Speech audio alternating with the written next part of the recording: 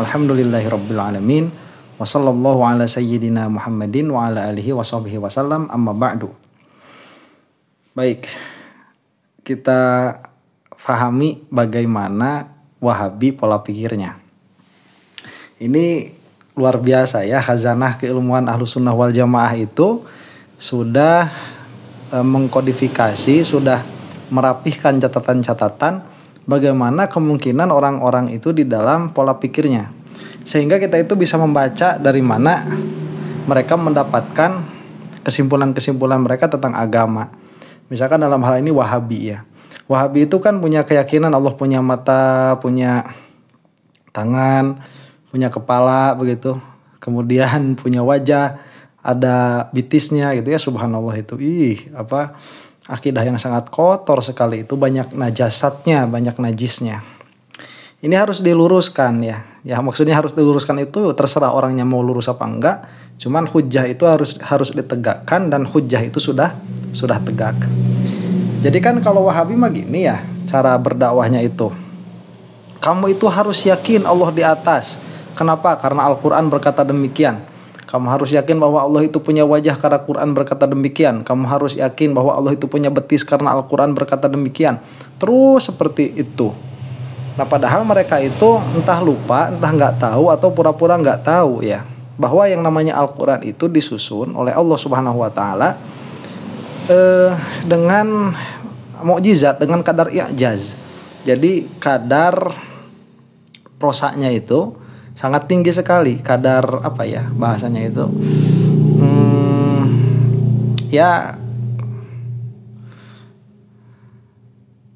Kesusastraan ya. Jadi kadar kesusastraan itu tinggi sekali pada zamannya. Nah, sehingga besar sekali kemungkinan apa yang difahami Wahabi itu tidak seperti yang difahami oleh para sahabat. Memang yang didengarnya sama, Ar-Rahmanu 'alal 'arsy istawa. Yang didengarnya sama tuh, tapi yang difahaminya sangat besar kemungkinan sekali berbeda.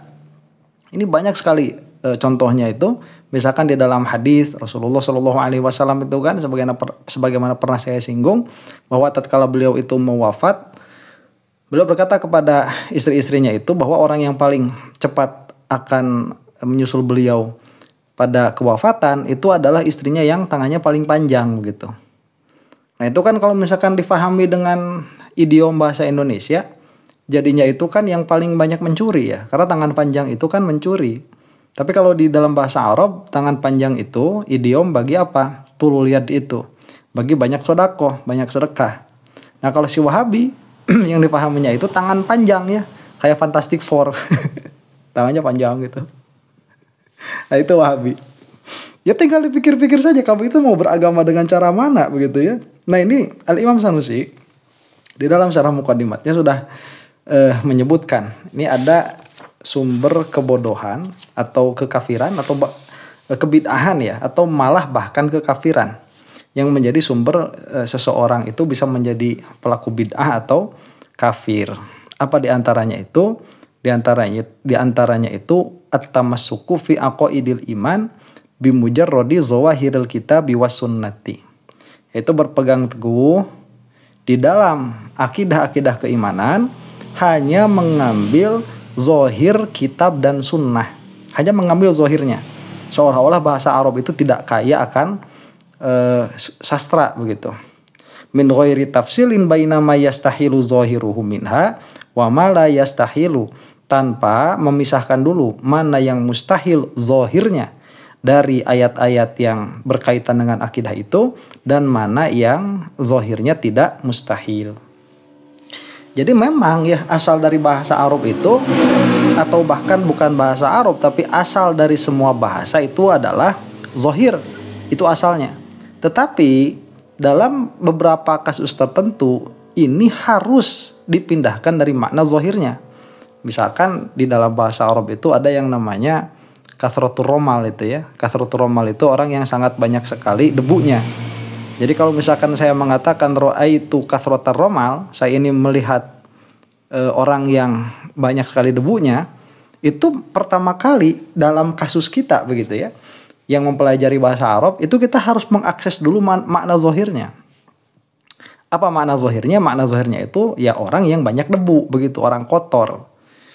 Nah, cuman kita juga harus melihat istimalnya orang Arab di mana. Nah, kita lihat pada idiom-idiom begitu. Nah, kita makan bukan orang Arab yang fasih begitu ya. Ini semua bukan hanya orang Indonesia saja, semua orang Arabnya pun udah gak fasih-fasih sekarang itu. Karena fasih itu bukan keluar makhraj huruf yang bagus, bukan maksud fasahatul kalam di sini. Dia adalah ada malakah, kemampuan diri, potensi untuk menangkap makna sesuai yang dikehendaki oleh orang yang berbicara begitu. Itu yang dimaksud fasohah. Nah, karena tidak ada fasohahnya, kita misalkan melihat istimalnya orang Arab itu, kasratul romal itu adanya di mana? Ya, nah ternyata itu adanya dipakai pada orang-orang yang banyak sekali memasak begitu, banyak pemberiannya.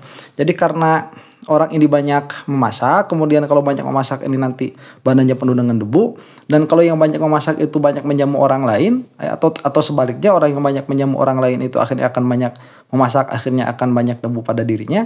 Nah, itulah nanti disebut orang yang banyak debunya begitu. Nah, kalau si Wahabi mah nggak pakai sastra kayak gitu.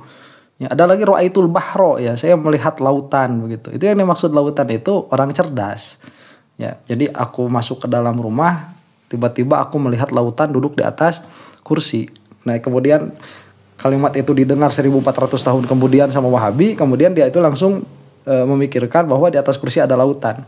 Nah, ini kan bego ya, sebego-begonya bego nih.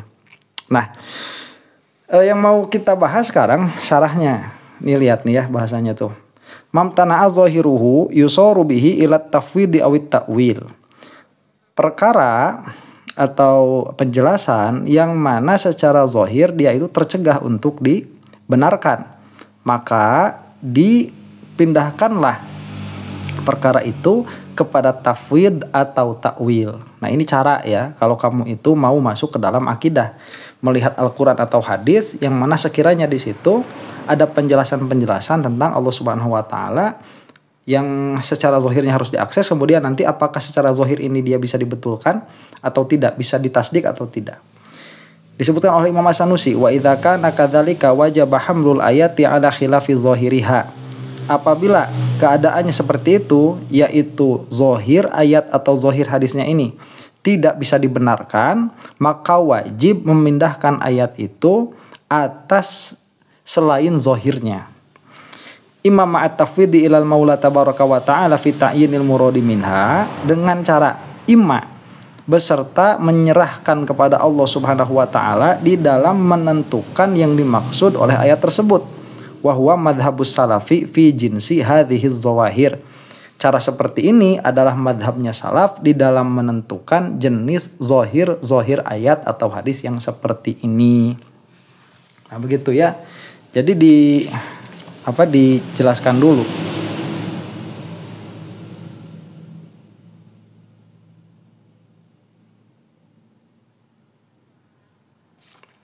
Sebentar, sebelum ke sana. Nah, dijelaskan di sini oleh Al-Imam As-Sanusi, khata'ut tamassuki fi aqaidil imani bi zawahiril kitabi was sunnati. Salahnya orang tatkala berpegang teguh di dalam akidah keimanan dengan Alkitab, Al-Quran maksudnya itu, dan sunnah yang zahir.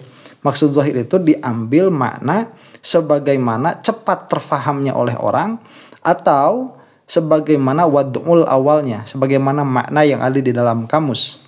Kalau sekarang mah, kalau dulu itu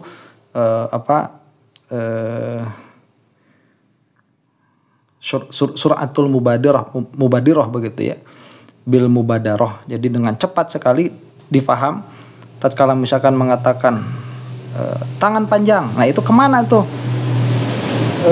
cepat fahamnya orang Arab itu. Nah, kalau misalkan cepat fahamnya itu kepada tangan yang panjang, udah itu berarti mana zahirnya. Tapi kalau misalkan sebaliknya tangan panjang itu langsung kepahamnya itu banyak pemberian, ya itu berarti zahirnya sudah itu. Nah, apabila tangan panjang itu langsung cepatnya orang mencuri, berarti ya itu begitu yang dimaksud dengan zahir. Nah, makanya kalau saya Said Fodah itu mengatakan sebetulnya kadang-kadang yang kita sebut sebagai majaz itu pada hakikatnya dia zahir sebetulnya. Ya kayak kita aja sekarang ya, orang-orang Indonesia itu kalau misalkan mendengar air susu dibalas dengan air tuba, itu kan langsung apa sih yang cepat, itu kan bukan ngelemparin orang pakai susu begitu. Tapi yang dimaksud itu tidak tahu balas budi. Langsung paham seperti itu. Disebutkan oleh Imam Sanusi, wa ammal amru sadisu wa tamassuku fi aqaidil imani bi mujarradi zawahiril kitabi was sunnati min ghairi tafsilin baina ma yastahilu zahiruhu minha wa ma la yastahilu fala khafa fi kaunihi aslanil kufri awil bid'ati. Adapun asal kebidahan yang keenam, yaitu berpegang teguh di dalam akidah keimanan hanya dengan Al-Quran dan Sunnah yang zahir saja, tanpa memisahkan antara mana yang zahirnya mustahil dan mana yang tidak mustahil.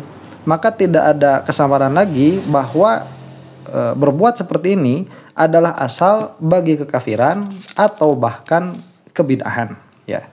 Nah ini, jadi konsekuensinya tidak ringan ya kalau salah mengambil keputusan itu. Oh ini kan ada yang menjelaskan ustadz seperti ini, atau ada ulama yang menjelaskan seperti ini, ulama pun menjelaskan seperti ini. Enggak sesimpel itu. Ada beberapa perkara itu yang apabila kamu salah di dalam mengambil keputusan, salah di dalam membenarkan, itu konsekuensinya bukan hanya sekedar perbedaan pendapat, tapi konsekuensinya itu kamu dicap sebagai bid'ah, dicap sebagai ahlul bid'ah, atau bahkan dicap sebagai orang kafir. Nah, maka disebutkan di sini kata Imam Sanusi, amal kufru faka akhdhith tanawiyatil qailina bi uluhiyatin nuri waz zulmati min qaulihi ta'ala Allahu nurus samawati wal ardi. Adapun yang bisa mengkafirkan gara-gara tidak tahu kepada bahasa Arab ini, yaitu seperti agama Sanawiyah. Ya, kita sebutkan agama Sanawiyah begitu karena ini bukan Islam kalau sudah seperti ini itikadnya, yang mana mereka itu berkata bahwa cahaya itu ilah. Wazulmah, jadi biuluhiyatin nuri wazulmati, yang namanya cahaya itu adalah Tuhan dan kegelapan pun adalah Tuhan. Itu diambil dari perkataan Allahu nurus samawati wal ardi. Allah itu adalah cahayanya langit dan bumi. Nah, karena dikatakan oleh Al-Quran demikian, maka mereka punya kesimpulan anna nuru ahadul ilahaini wasmuhu Allah, bahwa nur cahaya itu adalah salah satu dari dua Tuhan, yang mana namanya adalah Allah, yang nur itu. Walam yanzuru ila istihalati kaunin nuri ilahan, tapi mereka itu tidak mempertimbangkan kemustahilan yang namanya cahaya itu sebagai Tuhan. Li'annahu mutaghayyirun hadithun, karena yang namanya cahaya itu dia berubah dan baru dan hadis pernah tiada. Yujadu wa yan'adimu, dia itu didapati dan kemudian tidak ada. Wal ilahu yastahilu alaihi taghayyuru, sedangkan yang namanya ilah itu mustahil atasnya berubah. Wa yajibu lahul kidamu wal baqa, dan wajib bagi Tuhan itu, bagi ilah itu sifat kidam dan sifat baqa. Nah, ini saya mau mengatakan dulu ya, Al-Quran itu memang kitab petunjuk, betul itu, untuk orang yang memahami.